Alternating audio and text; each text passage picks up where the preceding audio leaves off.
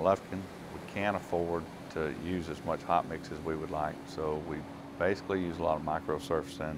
And what we basically use it for is to cover up slightly rutted, flexible pavement and basically restore ride. Time to time we'll use it for roads we have that we've got somewhat of an issue of bleeding seal coats on. And then sometimes we use it just as a scratch course to fill up ruts in a single lane. We have an issue in Lufkin. We seal a lot of higher volume roads that a lot of districts probably don't seal. US 59 is an example. We've got 25 to 45,000 vehicles a day with a high percentage of trucks.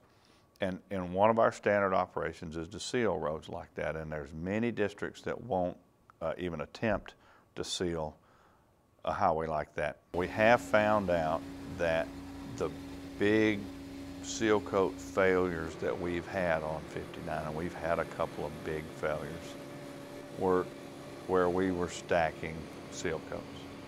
And we've gotten away from stacking seal coats on US 59. If you're not gonna stack a seal coat, you don't have many options. And one of the options that we've used very well on a high volume road where we don't want to stack seal coats is to put a layer of microsurfacing on top of that seal coat and use it as a wearing course for 5 to 7 years. And this is true on any highway. You got a seal coat, we'll put a micro on top of that.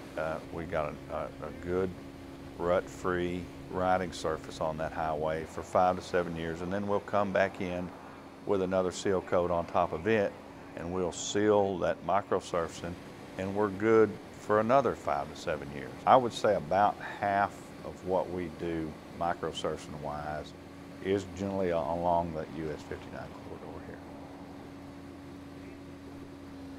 When we get bleeding to the point where our skid values drop below a certain number, we've had good luck coming in with a microsurfacing and reducing or eliminating most of that bleeding and providing a good skid-resistant wearing surface.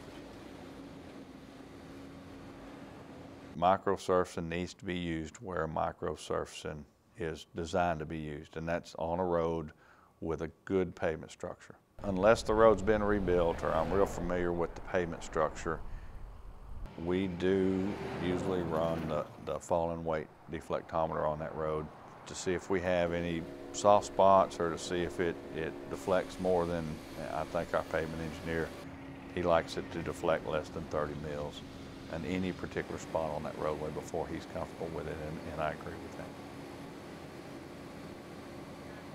We don't say it's an alternative to seal coat.